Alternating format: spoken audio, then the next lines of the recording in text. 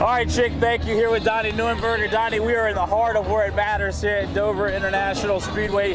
Fans come out here for the experience, and something that they're going to see new this year is this monstrosity behind us. Well, absolutely. You know, it's all about the fans. The racing wouldn't exist without them, and what better place than Dover to build an outside fan zone and really show off their monument, which is the Monster Miles. And it's just a sea of fans out here that's going to get the entire race experience. That's what Donnie and I are going to provide for the next couple of minutes. So, Donnie, let's go check out the fan experience. You got it. All right. Now, Donnie, as we get closer to this huge monument, we see a lot of names here. And as you know, I'm a huge Dale Jarrett fan. So what do the names signify on this monument? Well, if you've ever won a race here at Dover International Speedway, you get your name put in stone to go with the stone Monster Miles. Now, the key is if you won one race, you get the smaller monument. You have to win 7 races here to get the big monument. Oh. At least Dale Jarrett got on there, now that he's retired. That's the most important thing, is just get your name on there. It's all good. Hey, look, you've done something if you get your name on here at this place. So we get here, we're not even here 5 minutes, all of a sudden, look at that. Look who shows up. Donnie Neuenberger fan. How about that? Now hook that kid up with an autograph. I think I scared him. I came up to get his picture. He's like, "Who's this crazy fool?" And I go, "You know who I am?" He goes, "No." And I go, "You're wearing my shirt." And so it works out good. So we're gonna sign it. So spin around. What's your name? Dalton. Dalton. Nice to meet you, man. Thanks for the support. There ain't much left of that car from yesterday, but that's all right. You thought that was pretty weird. The guy coming up to you wanted to take the picture, huh? What's unique about NASCAR is the fact that normal events like baseball, basketball, and hockey, you want to get as close to the action as possible. NASCAR, it might be a little bit different. Well, it brings in everything. It's like me. It's been a long time since I've sat in a seat in the stands, but I was a fan that did this on a regular basis growing up. And I always like to get to the track awful early and come in here and watch all the excitement going on in the infield. Now think about this. You might not think we're in really good seats, but we're right here in a corner where a lot of good action happens. And also, all the pre-race stuff going down in the garage, we can see clear as day. So what NASCAR brings to their tracks is the fact that you can be close to the track, you can have rubber, oil, fuel smell. I mean, you're living it. The bigger these tracks are, you know, they're a lot bigger than a baseball field and a football field. So being able to sit up higher, which we can go up and check out, makes it that much more fun. All right, let's do that. Well, Donnie, we moved up about 12 rows up, and as you said, the view is just a little bit better. Absolutely. You know, the higher you go, the more you can see going on within the track. You know, with these big bankings at a track like this, it's hard to see real down low in the corners if you are low. So it's interesting how the higher you go, the more you can see at any of these racetracks, and it makes it a lot of fun. Another part of the fan experience is Souvenir Row here. I mean, fans have their loyal drivers that they follow. Here, Jimmy Johnson, the 2-time winner of the series. You got Little League, you know, Dale Jr. over there. I mean, it doesn't get any better than this. Doesn't get any better than this. When you come to the race, you got to go get the newest, greatest souvenir stuff they come out with, whether it be die-cast cards or T-shirts. Why ain't you wearing one of my shirts? Well, see, what happened was I got it and it was too small, so I'm going to get an upgrade. I see the 44 up ahead. Let's go see what your man Dale Jarrett's got going on. Oh, that's my guy. He's retired now, but let's see if he has the strength that some of the other retired guys have. All right, let's check it out. Let's see, look. Oh! He still has his picture up there. You know what? I'm going to buy you a shirt. See, that's when you know somebody, they take care of you. Can I get an extra large, please? How about that? That'll do it. You hooked me up with lunch, bought me a Dale Jarrett t-shirt. I'm going to take care of you before we go into this race. I like that. We're going to get you a program. What program? Tell you what, buddy, 2 programs. Man.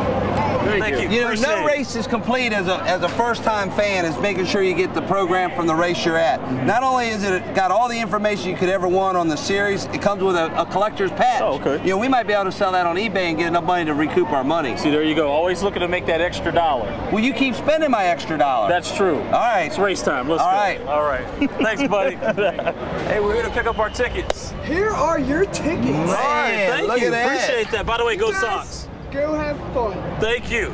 There you go. We've got our tickets. We're getting ready to go in here and watch a great race. But there's a tradition or yeah, you know, I'm a longtime fan, now driver, but we have a major tradition that we do with every new fan and team member, we like to call them. Hold on my ticket. All right.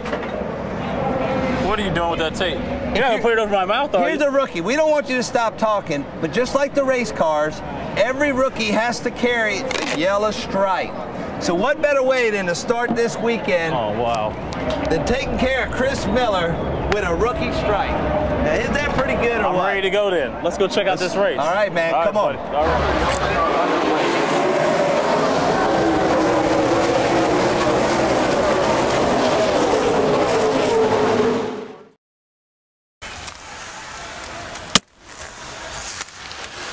Ovechkin, a beautiful move down the wing. Ovechkin full speed to the inside. He scores! Absolutely brilliant! Alex Ovechkin is only 23 years old, but he's already accomplished what no other Washington Capital has ever done. Ovechkin has earned NHL honors for Rookie of the Year, top goal scorer, leading the league in points, and last year he was voted best in the league by the players. And he won the coveted Hart Trophy as the most valuable player. Ovechkin down the wing, drive, he scores! Ovechkin, overwhelming at 50. So is Ovi already the best player ever to wear a Capitals uniform? Rod Langway is credited with providing the Caps franchise with respectability. He won back-to-back Norris trophies given to the NHL's best defenseman. In the early 80s, Langway was the best player at his position, but his career overlapped with Wayne Gretzky, the great one. Ole Kolzig played 20 years for the Caps and led Washington to its only Stanley Cup final in 1998. 2 seasons later, he was named the NHL's top goaltender. Credit Ole with longevity. Jaromir Jagr may have been considered hockey's best player when Ted Leonsis signed him in 2001, but he never played that way as a member of the Capitals. Like Ole, Darrell Green played 20 seasons in Washington. The Hall of Famer won 2 Super Bowl rings with the Redskins and was named All-Pro 4 times. For a time, he may have been the NFL's best cornerback, but was he ever considered the best overall player? The most famous play in Redskins history belongs to John Riggins. He's gone! Touchdown, Washington Redskins! Riggo was named MVP of Super Bowl 17 and followed that by scoring a then-record 24 touchdowns in one season. However, he never led the NFL in rushing.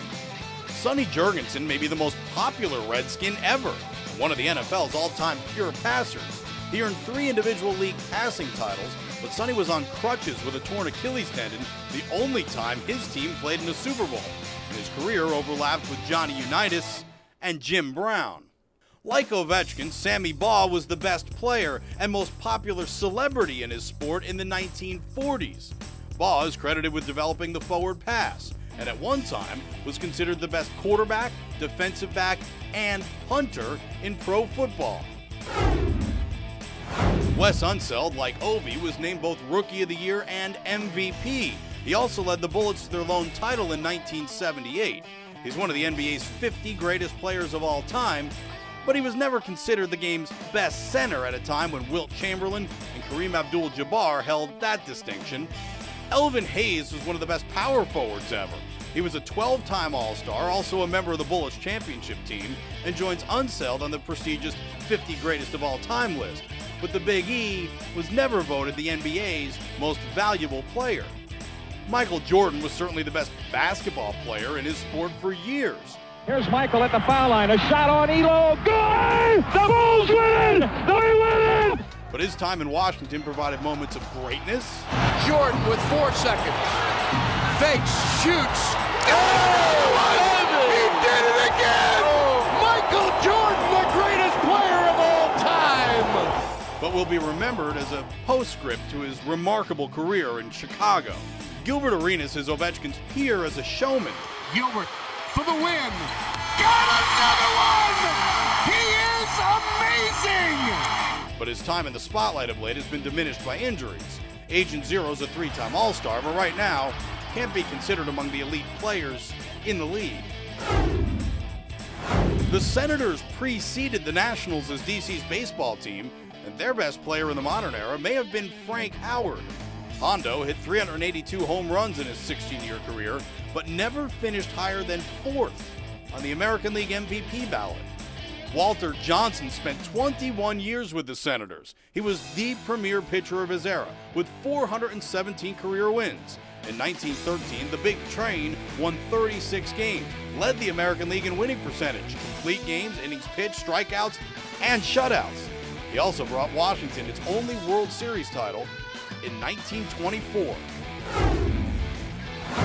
In the 1980s, Sugar Ray Leonard was a superstar. He defeated many of boxing's best fighters, Thomas Hearn, Marvin Hagler, and Roberto Duran. Leonard's the only man to win world titles in 5 different weight classes, a record that still stands today. Finally, there is Mia Hamm. She was generally considered the best female soccer player in the world. Hamm was the first 3-time U.S. Soccer Athlete of the Year, male or female. She was MVP of the Women's World Cup, and in 2003 won the Founders Cup Championship with the Washington Freedom. So, is Alex Ovechkin on your list of DC's greatest athletes ever? Simply sensational!